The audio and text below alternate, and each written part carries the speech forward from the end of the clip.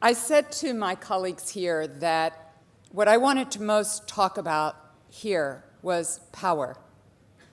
How a lot of you in this audience have it, and a lot of us want it. And when you have power, it's very hard to give it up. In the times I've had power in my life, I didn't particularly want to share it or give it up. But we are at a place where we know that when girls are educated, it is the single most important factor in rising GDP.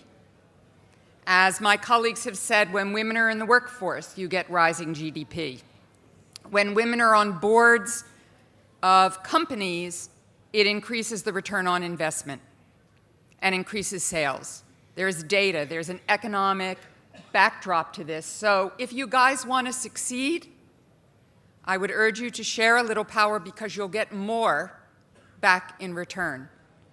So to go to the question that you asked, very unusual circumstance. The High Representative of the European Union organized and ran the P5+1, the permanent members of the Security Council, plus Germany, in negotiations with Iran. And it was first Cathy Ashton and then Federica Mogherini. The deputy to the High Representative, Helga Schmidt, a phenomenal German diplomat, probably spent more time negotiating with the Iranians than anybody. And I led the American team, so you had the entire Iran negotiation predominantly led by women. Of course, Secretary Kerry, Secretary Moniz on the American side, President Obama were absolutely critical and very engaged, but it was a very unusual circumstance. And one of the things that my dear friend, business partner, and former boss Madeleine Albright once taught me is that when I sit at a negotiating table, I'm not Wendy Sherman, I'm not a woman. In this case, I was not a Jewish American woman. I was the United States of America. And that's a lot of power. And I had no qualms about using that power.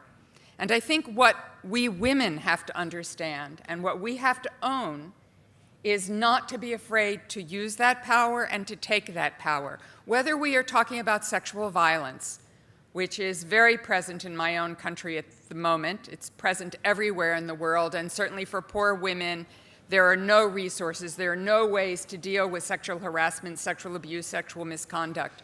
But even wealthy women in my society, our famous actresses, our famous models, have faced now huge, huge sexual misconduct and finally can talk about it, finally can own their own power in the universe. And that is essentially what it's about. Many years ago, I started life not as a national security person, but as a social worker, as a community organizer. And I did a study many, many years ago. Women start most community organizations in the United States. It's probably true in the entire world, and they do so because they want to get a stop sign so their children can play safely, or they want to get better schools for their children, or they want to get a toilet for their child, or they want to have opportunities for their children. And as soon as money started coming into those community organizations in the United States, men somehow ended up taking over. They became the executive directors, they became the leaders, they became the presidents of the organization, and the women disappeared because it was about gaining that economic and that fundamental power. So my message to everyone in the room today is to get the best out of all of the people in our societies, to end the discrimination that exists, to end the sexual harassment, is for women to own their own power and not be afraid of it.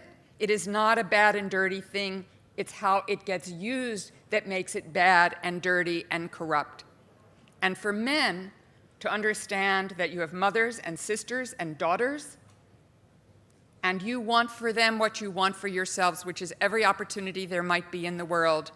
So please do everything you can to ensure they get it.